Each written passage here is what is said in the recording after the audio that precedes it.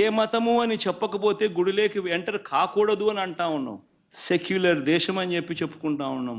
ఒక ముఖ్యమంత్రిగా పరిపాలన చేసిన వ్యక్తి పరిస్థితే ఇదే అయితే ఇక ఆ దళితుల పరిస్థితి ఏమిటి? గుళ్ళలే పోగలుగుతారా? దళితులు రానిరా, దళితులు రాని ఎవరు చెప్పారండి? ఎవరు చెప్పారు మీకు దళితులు రాని? ఎవరు చెప్పారు? దళితులు పోవడం లేదా టెంపుల్లోకి? అంటే మీరు పోకుండా మీరు పోవడానికి కారణం మీరు ఎత్తుక్కుంటూ కావాలని బురదేసే కార్యక్రమాన్ని చేస్తూ మీరు ఇంకొకరిని మాట్లాడడానికి మీకు అర్హత ఎక్కడ ఉందండి? Why you are talking all? ఈరోజు తిరుమల తిరుపతి దేవస్థానానికి నేను రాకూడదట, పోకూడదట. కారణం ఏమిటంటే నా మతమట. నేను అడుగుతా ఉన్నా, నా మతం ఏమిటి అని అడుగుతా ఉన్నారు. అడుగుతా ఉన్నా నా మతం ఏమిటని. అవును, 4 గోడల మధ్య నేను బైబిల్ చదువుతాను. తప్పేముంది? బయటికి పోతే హిందూ సాంప్రదాయాలను నేను అనుసరిస్తాను, గౌరవిస్తాను. బయటికి పోతే ఇస్లాంను అనుసరిస్తాను, గౌరవిస్తాను.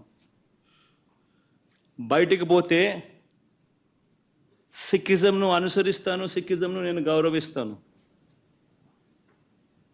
నా మతం ఏమిటని అడుగుతా ఉన్నారు.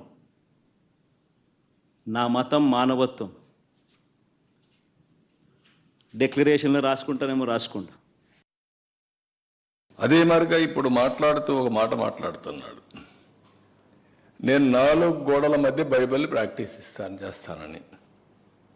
బయటకు వెళ్తే హిందూ మతాన్ని గౌరవిస్తానని. గుడ్. గౌరవించడం అంటే ఏంటి?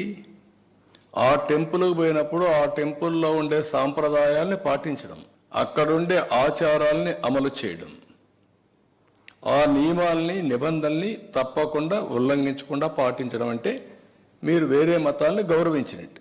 అట్లా కాకుండా నేను ఎప్పుడు ఇంతవరకు ఎవరు అడగలేదు, ఇప్పుడు ఎవరు అడుగుతారు నన్ను? ఇది కరెక్ట్ కాదు. చంద్రబాబు నాయుడు హయాంలో నెయ్యి ఏ రేటుకు కొన్నారు?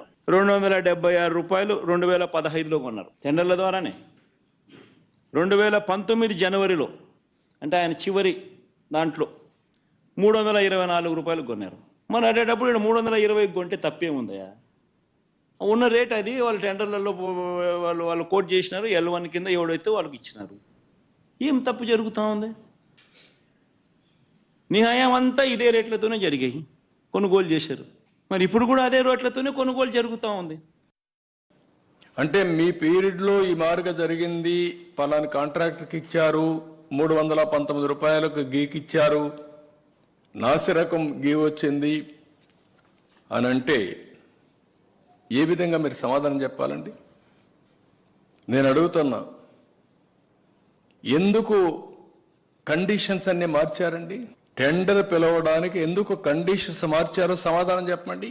అన్ని కండిషన్స్ మార్చి ట్రేడర్స్ని ఎంకరేజ్ చేసి తక్కువ ధరకి ఇచ్చారని రివర్స్ టెండరింగ్కి వెళ్ళి ఇలాంటి నాసిరకం నెయ్యి తీసుకొచ్చి అపవిత్రం చేసి ఎన్నిసార్లు భక్తులు ఆందోళన చేశారండి. అక్కడ అన్నదానంలో అన్నం బాగాలేదని, భోజనం బాగాలేదని ఎన్నిసార్లు చెప్పారండి?